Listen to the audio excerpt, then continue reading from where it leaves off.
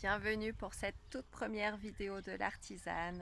Pour ceux et celles qui ne me connaissent pas, je m'appelle Adeline et l'artisane, eh bien tout simplement, c'est moi, c'est ma passion pour un mode de vie plus sain, plus naturel, qui privilégie le temps et le savoir-faire et l'amour des bonnes et belles choses. Alors, on se retrouve pour cette première vidéo. Je vous fais profiter du magnifique ciel bleu.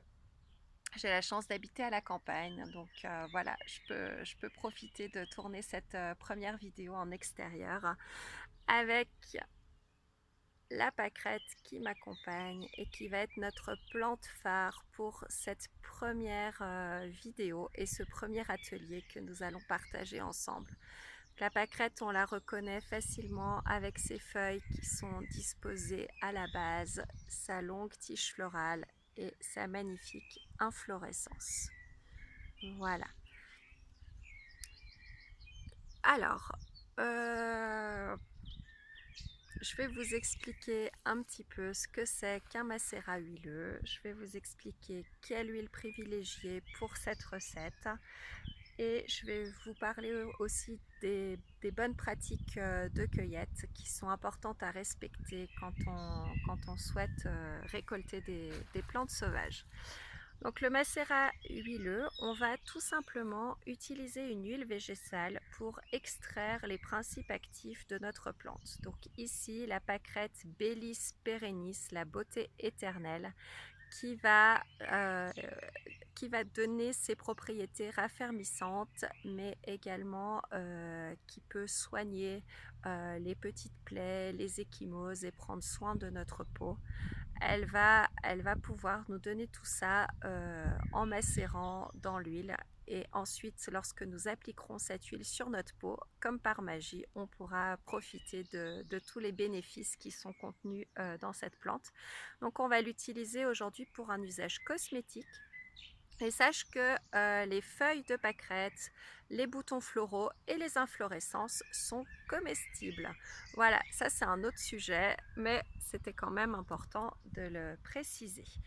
Alors, pour cette toute première recette en période de confinement, j'ai choisi quelque chose de très très simple. Des pâquerettes, je pense que tu peux en trouver assez facilement autour de chez toi. Et l'huile que tu vas utiliser, on a de la chance, et il y a de fortes chances qu'elle se trouve dans ta cuisine. J'ai nommé l'huile de tournesol ou bien l'huile d'olive. Ce sont deux huiles qui vont être parfaites pour faire cette recette. On va privilégier une huile de première pression, de première qualité, de qualité biologique. Je te la fais courte. Si ton huile a été désodorisée ou n'est pas biologique ou a été extraite par pression à chaud, ça a pu entraîner une dégradation de ses vitamines. Et nous, on a besoin qu'elle conserve notamment la vitamine E pour assurer à notre préparation une conservation qui soit la meilleure possible. Et puis quand l'huile est chauffée, elle est dégradée. Donc on va privilégier une extraction à froid. Pourquoi biologique? Parce que les intrants chimiques et les pesticides sont liposolubles, c'est-à-dire qu'ils vont avoir tendance à se concentrer dans les huiles. On n'a pas très envie de ça pour notre peau. Et l'huile de tournesol et l'huile d'olive, pour une logique de consommation durable et éco-responsable, sont deux huiles qui peuvent être produites assez localement en France. Et du coup, ça va permettre une économie un petit peu plus responsable. On va éviter tout ce qui est des huiles minérales qui sont une catastrophe à la fois pour l'environnement et pour la peau, qui peuvent être comédogènes. Une huile comédogène, c'est une huile qui va obstruer les pores de ta peau et qui va favoriser l'apparition de points noirs ou d'acné, surtout si tu as une peau à tendance acnéique.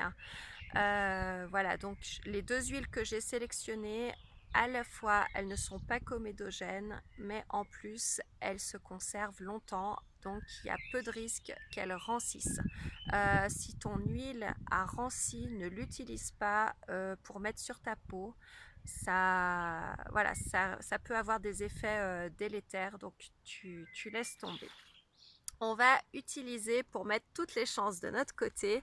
Donc on va premièrement récolter les pâquerettes et puis ensuite on les fera sécher. Pourquoi? Parce qu'une plante est composée à environ 80% d'eau et en faisant un macérat avec une plante fraîche, alors c'est faisable, mais on prend le risque d'avoir des micro-organismes, des champignons qui se développent. Et nous ici, on va se donner le maximum de chances de réussir. Et tu verras, les pâquerettes sèchent assez facilement. Donc aujourd'hui, on fera un macérat huileux, enfin aujourd'hui, la prochaine vidéo, on fera un macérat huileux à partir des inflorescences de pâquerettes que tu auras fait sécher. Et comme ça, on limitera le risque de moisissure et de développement de micro-organismes. Pour la cueillette, on va respecter une cueillette éthique, c'est-à-dire qu'on ne va pas prendre toutes les pâquerettes du spot dans lequel on est, on va en laisser pour les insectes qui en ont besoin et aussi pour que les plantes puissent se régénérer et puissent continuer à être ici tout simplement. Donc l'idée c'est d'englaner quelques-unes par-ci par-là en te promenant, mais de ne pas arracher toutes les fleurs qui se trouvent dans le coin pour partager ça avec nos amis les insectes.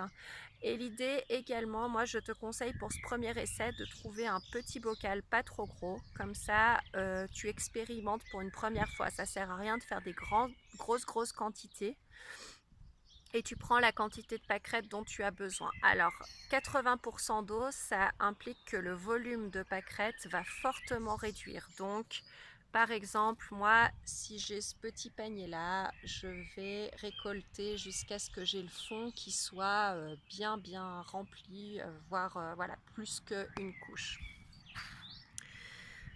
On laisse sur place les parties abîmées, les plantes qui sont pas jolies, comme ça, ça retourne directement à la terre. Et puis, je sais pas ce que vous en pensez, mais moi je trouve que c'est beaucoup plus agréable de faire un premier tri de mes plantes en pleine nature à l'extérieur plutôt qu'à l'intérieur. Une des règles de cueillette, la toute première règle d'un cueilleur ou d'une cueilleuse qui se respecte, c'est de prendre uniquement une plante dont tu es sûr. C'est-à-dire que si tu n'es pas sûr de la plante, tu ne la récoltes pas. Surtout si c'est pour un usage cosmétique, thérapeutique ou culinaire. Donc ça c'est la toute première règle de base. On ne cueille que ce qu'on est.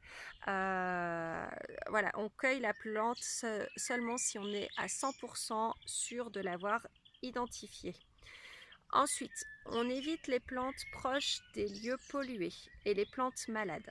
Donc les lieux pollués, ce sont les routes, les chemins de fer, les cimetières, les décharges, les alentours des usines, les champs et les jardins traités avec des pesticides et leurs alentours.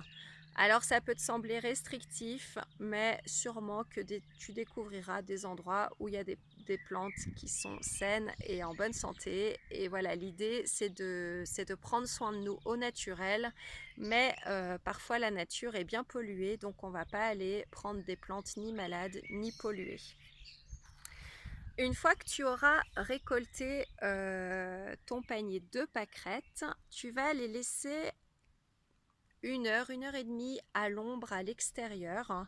Pourquoi? Parce qu'il se peut, alors les pâquerettes c'est pas souvent le cas, mais par principe de précaution on va le faire, il se peut qu'il y ait des petits insectes, donc on va leur laisser le temps de partir. Et ensuite, pour les faire sécher, tu peux... Alors l'idée, c'est de les étaler en couches fines pour éviter que l'humidité s'agglomère et que la plante moisisse. Donc tu peux tout à fait prendre une cagette au fond de laquelle tu auras étalé un papier journal. Ça marche très bien. Tu peux aussi mettre dans le fond d'un panier, mais à ce moment-là, il faut vraiment que tu aies une seule couche sur un tissu, sur un torchon. L'idée, c'est que ta plante sèche à l'ombre. Le plein soleil va dégrader ta plante, donc il faut qu'elle soit à l'ombre ou à l'intérieur, à une température voilà, comme actuellement, il ne faut pas que ce soit en plein soleil, et il ne faut pas que ce soit dans un endroit gorgé d'humidité pour qu'elle sèche au mieux. Ça va te prendre entre 2 à 3 jours jusqu'à ce que ta pâquerette soit bien sèche. Tu verras qu'elle sera sèche. Alors je te conseille d'en garder quelques-unes avec les tiges. Comme ça, tu pourras vérifier que tes pâquerettes sont bien sèches. Quand tu casseras la tige, ça fera un petit claquement sec et là, ça voudra dire qu'elle est bien sèche. Voilà, quand on vient de la récolter, qu'elle est fraîche, elle est hyper malléable et au fur et à mesure qu'elle sèche, elle devient plus cassante. Tu pourras vérifier que ta plante est bien séchée parce qu'elle va conserver ses couleurs. Ça, c'est un signe qu'elle a séché dans des bonnes conditions. Voilà, et ben écoute, je te laisse pour la première phase de cette recette qui va être la récolte de tes sommités fleuries de pâquerettes et la mise à sécher. Et on se retrouve très prochainement dans ma cuisine pour passer à l'étape pratique de notre macérat huileux. Alors, pour rappel, si tu veux prendre un petit peu d'avance, tu auras besoin d'un petit bocal.